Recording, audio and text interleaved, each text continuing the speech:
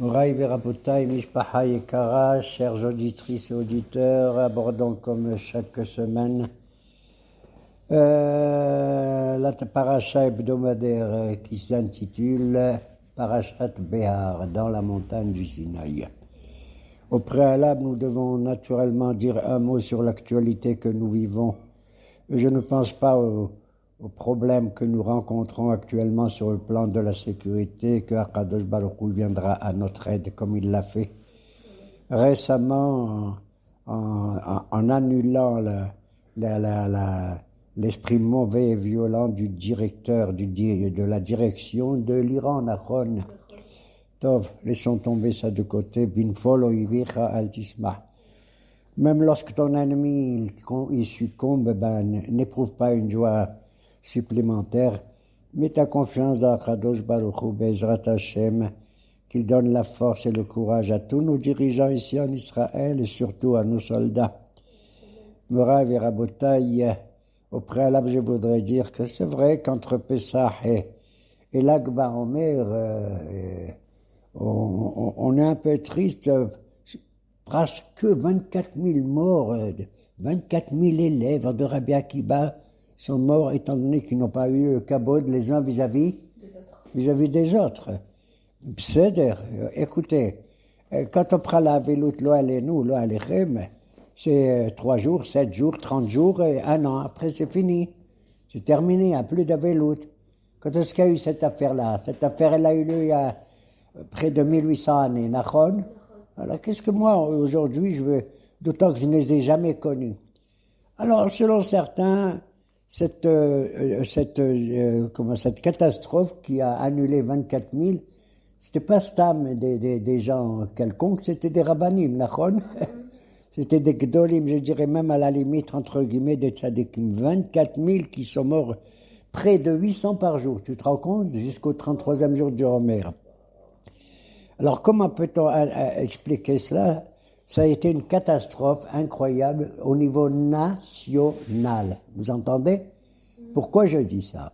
Tout simplement parce que celui qui a inventé l'école et les écoles pour les enfants, tu sais qui c'est? C'est un juif. Comment il s'appelle? Rabbi Yoshua ben Gamla. Il a vu que les parents et tout, non, ils n'avaient pas le temps d'enseigner la Torah et tout, et le reste à leurs enfants. Il a décidé que c'est une affaire d'ordre public et national. Et il a institué que dans chaque classe, il y ait au minimum 25, pas au minimum, au maximum 25 élèves. Or, le nombre idyllique, idéalite du peuple juif, tu sais combien c'est le nombre idéal? C'est ceux qui sont sortis des juifs, des hommes qui étaient entre 20 ans et au-delà. C'est-à-dire 600 000. Ah, maintenant je comprends l'importance de ces 24 000. Pourquoi? Si tu multiplies les 24 000 rabbins ou maîtres ou enseignants par 25 élèves, ça fait combien en tout? Ça fait bidiouk 600 000. Tu entends? Ça veut dire que cette catastrophe, elle était monumentale. Et que pendant... le judaïsme est plongé dans le désastre total à tel point que Rabbi Akiba, meskin, il ne s'est pas désespéré. Il a nommé de nouveau, il est allé au sud d'Israël, il a nommé 5 hachamim, parmi lesquels qui? Rabbi Meir, Rabbi Shimon, Rabbi Yehuda, Rabbi Nehemia et Rabbi Yossi. Ok? On a dit la dernière fois, ça correspond à Yeshimon. On l'a dit ça ou pas? Non. Ah. Yeshimon, c'était la catastrophe dans le pays. Et pour sortir du Yeshimon, il a choisi 5 hachamim, dont les initiales de leur nom commencent par Yeshimon. Yud de Yeshimon, c'est Yehuda. Shin, c'est Shimon bar Yochai. Yud, le deuxième Yud, c'est Yossi, Rabbi Yossi. Même, c'est Rabbi Meir. Et non, Rabbi Nehemia, Yeshimon. Bam, taram, tam, tam, tam, tam. Yafeolo. C'est que 5 hachamim gdolim bémet, grâce auxquels, le judaïsme s'est maintenu, Baruch Hashem, jusqu'à nos jours. Et d'ailleurs, très prochainement, je ne sais pas, dans 1, 2, 3 jours, on va faire la fête de Rabbi Meir Baal HaNes. Nachon? On fait la fête, Et les gens, ils vont sur sa tombe, on va prier, on demande le soutien de sa neshama et de son zerout. Zeyafé meod. Tu sais qui c'était Rabbi Meir? On l'appelle Rabbi Meir Baalanes. Paraît-il, il faisait des miracles. Nachon? On raconte qu'un beau jour, il est allé pour sauver sa belle-sœur. Parce que Rabbi Meir, il était marié à une fille extraordinaire qui s'appelait Brouria. Et il est allé pour libérer la sœur de Brouria, qui était dans un endroit, une prison, pour des raisons un peu malsaines. D'accord? Il est allé là-bas, et en se rendant là-bas, il a vu un gardien, le gardien de cette prison. Et il lui a dit, voilà, je te donne de l'argent si tu me permets de libérer cette femme, etc., etc. Il a dit, non, j'ai peur. Si je le fais, la direction, elle va me condamner à mort. Il lui a dit, non, n'aie pas peur. Il lui a dit, oh là, non, non. Il lui a dit, oh là là, regarde les chiens aussi qui sont là-bas, ils sont pas contents. Il lui a dit. Alors Rabbi Meir lui a dit, n'aie pas peur. Tu vois, ils aboient. Moi, je leur dis, taisez-vous, ils se taisent. Et Rabbi Meir lui dit, taisez-vous. Et les chiens, ils se taisent. Le type est devenu fou. Il a dit, donc, si c'est comme ça, je vais me fonder sur votre mérite, je vais libérer cette fille, etc. Et ça s'est passé. C'est depuis là qu'on appelait Baalanes, qui faisait des miracles. D'ailleurs, quand aujourd'hui, quelqu'un, il attend du bon Dieu une intervention, il dit, ya Baalanes, d'accord? Et on crie tous, Elaha Demir Aneni, Elaha Demir Aneni. Donc, très bien, ceux qui font ça, très bien. Moi, j'ai rien contre ça, mais moi, la vérité, je vous dis, je prie le bon Dieu directement. Akadosh Baruch Hu ta'anenu, comme on dit dans toutes nos prières, dans toutes nos amidot. D'accord? Bon, et donc, d'autant que je vais te dire, Rabbi Meir, il est juif ou pas? Ben Guérin, je crois, non? Rabbi Meir est le descendant d'un goy, le pire de tous. Lequel? Néron, gouverneur romain. Et Néron est un Shuyam Mahabol, c'est lui qui a même, ce serait lui qui aurait mis le feu dans la capitale de Rome, en Italie, là-bas, de son temps. Il avait aussi une femme un peu Mahabol, comme ça. Bon, peu importe. Alors c'est incroyable comment un grand sadique comme celui-là, pourquoi je dis un grand? Peut-être le plus grand, tu sais pourquoi? Parce que quand tu étudies les Mishnayot, la loi orale, et qu'il y a des noms de Tanaïm, là-bas, celui-là l'a dit ça, celui-là l'a dit ça, ok. Mais si tu as une Mishnah où on ne donne pas le nom de son auteur, c'est qui? Stam Mishnah Rabbi Meiri. Tu entends? Tu étudies une Mishnah, un enseignement anonyme et tout, on te dit c'est pas anonyme. Quand tu crois que c'est anonyme, c'est... Donc, toute la loi orale dans les Mishnayot, quand elles sont anonymes, elles viennent de qui? De Rabbi Meir Baalanes. Zeroto tarin alenu amen. Amen ve amen. Et il y a des gens qui aiment aller, comme on va voir plus tard, à l'Akbar Omer, qui aime aller sur la tombe de Rabbi Shimon, lui aussi, le pauvre. Nachon, il a souffert, étant donné qu'il a pris la défense du peuple, et les Romains l'ont poursuivi, il est resté dans une caverne pendant 12 ans. Et il est sorti après encore 1 an supplémentaire. Miskin, lui et son fils, ils ont mangé que des haroubim, des karoub, c'est chita. Tu vois, c'est dur. Et Dieu a fait qu'un petit fleuve, une petite rivière, elle coule près de lui pour qu'il puisse boire. C'est tout ce qu'il avait, le pauvre. Et Shimon ben Yochai, je ne vais pas en parler, tout le monde connaît tout ce qu'il a fait, etc. Surtout qu'il a été à l'origine du sod de la loi kabbalistique, d'accord, qui approfondit la Torah dans le sod, dans le secret le plus interne et tout. Donc, tout le monde le connaît. Je vais vous dire la vérité. Il y a des gens qui vraiment deviennent dingues, même si cette année on a interdit d'aller sur la tombe de Rabbi Shimon à cause des problèmes que nous connaissons. Alors moi, je leur dis, comme certains ils disent, tu peux pas aller sur la tombe de Améron parce que. Alors tu sais où je te conseille moi d'aller où? Sur la tombe des grands tzadikim, peut-être plus grandes que Rabbi Shimon bar Yochai. Qui? Tu vas à Har Herzl. Tu vas au mont Herzl et là-bas tu vas voir tous nos soldats qui ont Messirut Nafsham, ils sont dévoués, ils ont donné leur vie pour que nous puissions vivre tranquillement là-bas à Har Herzl. Voilà, et c'est ça la preuve.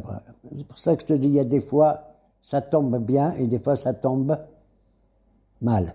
Ça dépend des tombes où tu vas. Besséder. L'essentiel, c'est de se rapprocher de Akadosh Baruch Hu. L'essentiel, c'est de voir que tous ceux-là sont ceux qui ont construit le pays d'Israël. Quand je dis construit, même au niveau matériel, je ne parle pas uniquement de ceux qui le construisent au niveau spirituel, Baruch Hashem, par la profondeur de la Torah et qui se diffuse au nord, au sud, à l'est et à l'ouest, dans tout coin. Et donc, on va de temps en temps pour se rattacher au passé sur la tombe des tzadikim. C'est de qui on a appris qu'il faut aller sur la tombe des tzadikim. À un moment, on s'attendait. Ya Hasra, je l'adore, ma fille, elle connaît mieux que moi. Quand Hachem, il a envoyé les 12 Miraglim, explorateurs en Eretz Israël, du temps de Moshe Rabbeinu, il y avait 10 qui cherchaient à faire du mal, il y en a 2. Il y avait Yoshua et Caleb. Et là-bas, il y a écrit, ils sont allés vers la montagne, les explorateurs. Et il est allé au singulier, Wayaboat Hebron. Alors, le rabbin dit, qui c'est qu'il est allé à Hebron? C'est Caleb Ben Yefouné. Voilà pourquoi il va mériter d'avoir comme héritage, en Eretz Israël, lui, sa tribu, c'est la tribu de Yehuda, il va avoir Hebron. Et qui c'est qui a Hebron? La Me'arat Marpella. C'est là-bas que les Avot, ils sont enterrés, avec les Imaot, sauf Rachel, la pauvre qu'elle est à Bethléem. D'accord? Et moi, je me posais dans la tête, je dis quoi, Abraham, Yitzhak, Yaakov, j'étais rab de la Me'ara, d'accord? Kenolo. Et je me suis dit, oui, il est Adam Arishon, comment ça se fait? Tu sais, il est là-bas, paraît-il aussi. Mais bon, ça c'est d'après le Midrash, hein. Je suis pas descendu en bas pour vérifier la chose. Ah ben, c'est un enseignement midrashique et je le comprends comme tel.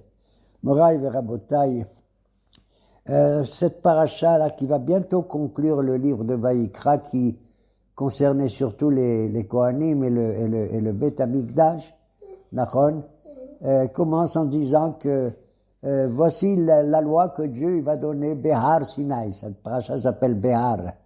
Et c'est quoi cette loi que Dieu y donne? Eh bien, c'est la loi de la Shemitah. C'est quoi la Shemitah? Ça veut dire que tous les 7 ans, on fait une année pendant laquelle on n'a pas le droit de travailler la terre. Pourquoi tu ne travailles pas la terre? Ça veut dire ça, Shemitah. Ça veut dire que tu veux que la terre elle se repose? Ouais. Or, comment c'est écrit? Est-ce que c'est écrit que l'homme, il ne travaille pas? Il n'y a pas écrit ça. Il y a écrit Veshavta haares Shabbat ladonai. Je deviens dingue. Ça veut dire que si quelqu'un il a des troupeaux, il ne travaille pas la terre, il peut continuer à travailler. Il faut continuer à travailler, mais la terre non. La terre, non, ce que je veux dire, il n'y a pas écrit que c'est l'homme qui ne doit pas travailler d'Afka. Ouais, il y a écrit Veshavta haares. La terre, elle doit faire le Shabbat. Où tu as vu ça, toi? Ouais. Dis-moi, la terre, c'est quoi? C'est des pierres, c'est de la poussière, c'est quoi? Nachon? Ouais. Et tu dis que la terre, elle doit faire le Shabbat? C'est incroyable. C'est-à-dire, tu fais comme si la terre, qui est le lieu le plus bas du monde pour nous, Nachon, eh bien, elle est vivante. Elle est vivante. Elle a un esprit. Elle mérite, elle aussi, de se reposer. Il y a écrit Shabbat l'Adonai.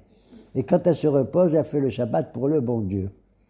De là, j'apprends une chose absolument incroyable. C'est que nous, on est dans la nature, Nachon, dans ce Rolamazé. Qui sont les êtres les plus vivants au monde? C'est les êtres humains. Pourquoi? Parce que on a toutes les qualités de l'existence. La plus haute d'entre elles, c'est l'intelligence. Et le parler, Medaber, on nous appelle les roseaux parlants, et pas pensants d'Afka. D'accord? Mais les autres, les animaux, les plantes et tout ça, ils ont une vie, mais nos hachamim, ils ont une certaine vie qu'on ne voit pas, qu'on n'entend pas bien. D'ailleurs, si tu lis le livre de Perek Shira, tu vois qu'il paraît que même les plantes, elles chantent des louanges à Kadosh Baruch Hu, Nachon? Même les fleuves. Même les fleuves, même les montagnes et tout.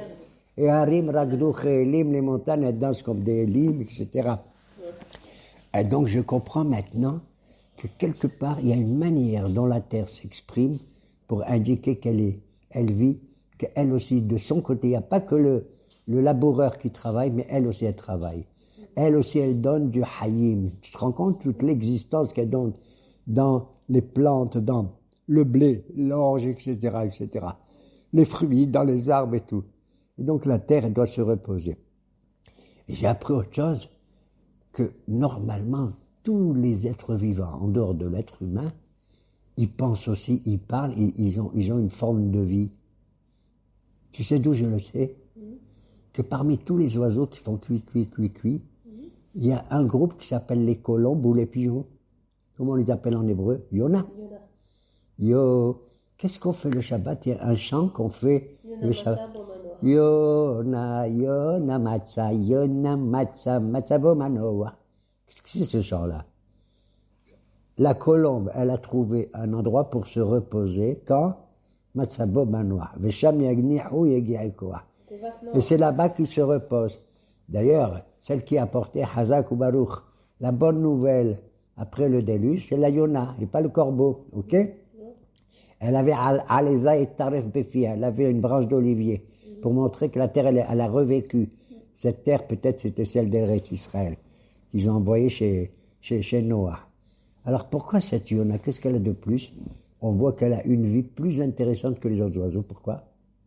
Parce que la Yona, d'après certains de nos hachamim, tu sais ce qu'elle fait? Quand elle a perdu son mari, la guide, ou le mari Yona a perdu sa femme Yona, ils ne se remarient pas. Ils restent fidèles à leur couple, à leur union originelle. D'accord? Ça, c'est une chose incroyable. Alors que les autres oiseaux, ils vont avec n'importe qui, etc. Les autres animaux aussi. Tu vois? Ça, c'est la première des choses, Yona Matzamanoa. La deuxième chose, incroyable mais vrai, quand tu vois, il y a des animaux, le Shabbat, tous les samedis, ils mangent comme le lundi, le mardi, le mercredi, le jeudi, le vendredi. Ils vont dans la terre, ils déracinent tout, ils avalent, ils prennent, ils mangent. Il paraît que la colombe, la Yona, elle ne fait pas des mélachotes pendant le Shabbat. Elle n'arrache pas les plantes, elle n'arrache pas les blés, etc. pour les manger. Alors qu'est-ce qu'elle mange? Elle mange ce qui est déjà détaché de la terre. De telle sorte qu'elle ne fait pas des mélachotes pendant Shabbat. Absolument incroyable. De là, j'apprends que la terre, comme la colombe et tout le reste de la nature, ils ont une forme de vie. Voilà pourquoi on fait la Shemitah. C'est incroyable, parce qu'il y a écrit dans la paracha, Kitavo la Haaretz Veshefta Haaretz. D'accord? On est dans un monde qui vit quelque part. Même si ce monde, il tourne autour de lui-même. Parce qu'on n'a pas le droit de dire le soleil, Shki'at Hama. Le soleil s'est couché, c'est la nuit. D'accord? Ben, c'est pas bien de dire ça. Le soleil, jamais il se couche. Le soleil, il reste là où il est. Et tu sais pourquoi tu dis il se couche? C'est parce que c'est la terre qui tourne. T'as compris? Donc c'est une forme de vie incroyable, la terre qui tourne, et nous on croit que c'est le soleil. Tu vois comment on se trompe? Hein? On devrait dire, là c'est la terre qui se couche, pour ainsi dire.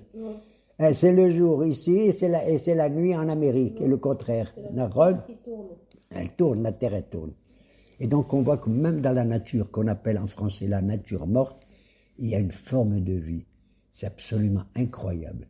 Tu n'es pas obligé de monter au ciel, comme on dit chez nous, Yismihu Hashamayim Vetarel Haaretz. Les cieux vont être joyeux et la terre elle va encore exulter. Tagel, tu sais ce que ça veut dire Tagel? Plus que Yismihu. C'est incroyable. Il y a de la vie, il faut être sensible, pas simplement à ton prochain, ça et tout, mais être précautionneux. Il ne faut pas jeter des ordures et tout. Voilà pourquoi l'histoire de la Shemitah, la terre, elle a besoin de se reposer quelque part. Les Français, ils appellent ça la jachère. D'accord? Elle a besoin. Tu ne la travailles pas, laisse-la tranquille. Alors, comment je vais faire? Et la Torah, dans la paracha, elle dit, mais on va avoir que la récolte de la 6e année. Elle va suffire. Est-ce qu'on va la manger la 6e année, la 7e, puisqu'on ne travaille pas, la terre, et la 8e, puisqu'on n'a rien fait encore. D'accord? הקדוש ברוך הוא וציוויתי את ברכתי ונתנה לשלושת השנים. Il y aura suffisamment de récolte pendant la 6e année qu'elle va te permettre de vivre et la 6e, la 7e et la 8e année. Absolument incroyable. Et que selon les prescriptions de nos haramim dans la Gemara et peut-être dans le Zohar, il est dit que dans les temps futurs, tu n'as même pas besoin d'aller chez le tailleur pour te faire une robe ou un pantalon. Tu n'auras pas besoin d'aller chez le pâtissier pour acheter un millefeuille et des croissants. La terre, elle, dans les temps futurs, moi je deviens dingue une affaire pareille. Elle va sortir des costumes comme tu le veux et comme tu le veux. Tu dis à la terre, Madame la terre, je voudrais une robe de telle et telle couleur et de telle dimension, elle te les sort. Ils appellent ça glouskaot. Elle va te faire sortir tous les gâteaux que tu veux, tous les aliments déjà prêts. Tu n'as pas besoin de les travailler, tu n'as pas besoin de les mettre au four, tu n'as pas besoin de les remuer, quoi que ce soit. Ça s'appelle glouskaot, les hati de labo, dans les temps à venir. Et tu vois comment cette force que Kadosh Baruch Hu, Ribono Shel Olam, il a mis dans ce Olam Hazé. Même si ce Olam Hazé qu'on essaie de découvrir grâce à la Torah et grâce à la science aussi, il faut bénir tous les savants qui nous font découvrir tout cela, d'accord? Ça veut dire que le Olam Haba, il est encore des millions de fois plus intéressant que là où on est. Si déjà là où on est, il faut ouvrir les yeux pour remercier le bon Dieu. C'est pour ça qu'on fait des brachot quand on mange un fruit, quand on boit de l'eau, quand on mange de la viande ou du poisson, etc. On fait des brachot. C'est Akadosh Baruch Hu qui a créé ça, Boré Peri, Aïs, Boré Peri, Adama, etc. Alors imagine-toi qu'est-ce que ça doit être le Olam Haba. À tel point que nous, on est dans ce Olam Hazé, mais on se conduit comme si, merci la terre, merci beaucoup, mais sache qu'on est ici que des guérim, des étrangers. Tu entends? Et nous, on aspire selon la Torah au Olam Haba. T'as compris? C'est pas qu'on veut quitter ce monde très tôt, mais ça, Hachem, il nous a donné Be'ezrat Hachem Adma Ve'aslim, tant mieux. Mais sache que le sachar, le salaire est dans ce monde-ci, le vrai salaire. Il y a des petits salaires et tout, comme je viens de le décrire, sur l'importance de la terre. Si la terre était aussi magnifique, alors imagine-toi, des millions de fois, le Olam Haba nous attend. Contrairement aux Goyim, les autres nations, comment on les appelle en hébreu, les autres nations? Goïm. Non. Non. Il y a une autre expression. On les appelle Umot HaOlam. Les nations de ce Olam, du Olam. Ils appartiennent au Olam. Olam Hazé. Comment on appelle le peuple juif? Jamais on l'appelle Ouma Olam. On est, comme dit la paracha aujourd'hui du Behar, Ki gerim vetoshavim atem imadi. Le bon Dieu l'a dit, vous êtes des étrangers et des habitants comme moi, avec moi. Tant qu'on est dans cette terre, il faut en profiter, selon ce que la Torah nous recommande. Mais on est des guérim. Quand est-ce qu'on sera des toshavim, des habitants réels, dans le Olam? Ah bah, c'est ça le devoir de la Shemitah. Et pendant la Shemitah, dès qu'elle arrive, si moi par exemple je t'ai prêté à toi, ma fille, 100 000 shekels, Nachon, tu dois me les rendre à la Shemitah. T'as compris? La halva me revient à nouveau. Et alors, quand il y a eu cette loi-là, toi, tu dis, oh là là, tu vas pas oser me demander de l'argent à la fin de la 6e année, parce que tu vas dire, mon papa me donne de l'argent, il va me le demander dans 2 ou 3 mois. Et qu'est-ce que j'ai gagné? Et moi, qu'est-ce que je vais faire? Je vais dire, ben, je ne veux pas donner. Pourquoi? Parce que si je te prête 100 000 shekels 2 mois avant la Shemitah, tu es obligé je les perds, parce que ça s'appelle Shemitah Ta'aksafim. Ça veut dire je renonce à récupérer l'argent que je t'ai donné. Et si je renonce, alors tous ceux qui prêtent de l'argent, les riches aux pauvres, ils ne vont pas donner de l'argent. Parce que si ils donnent de l'argent 2 mois, 3 mois ou 1 an même avant, ils ne vont pas donner, ils vont perdre. Qu'est-ce qu'il est venu un rabbin qui s'appelle Hillel Azaken? Il a institué un système qui s'appelle le prosbol. Et le prosbol, c'est un contrat qu'on fait avec le Beddin, dans lequel on dit, moi, monsieur le Beddin, je vous donne l'autorité, la propriété de ma dette, que vous la récupérez et vous me la donnerez après. Bon, ça c'est des combines que Torah chez Béalpé, elle fait. Et c'est ça, de nos jours d'ailleurs, la Shemitah n'existe pas. Elle est même midérabanan. Pourquoi? La Shemitah de la terre ou la Shemitah de la terre et la Shemitah de l'argent aussi. Parce que ça n'existe que si tout l'ensemble du peuple juif il est sur sa terre.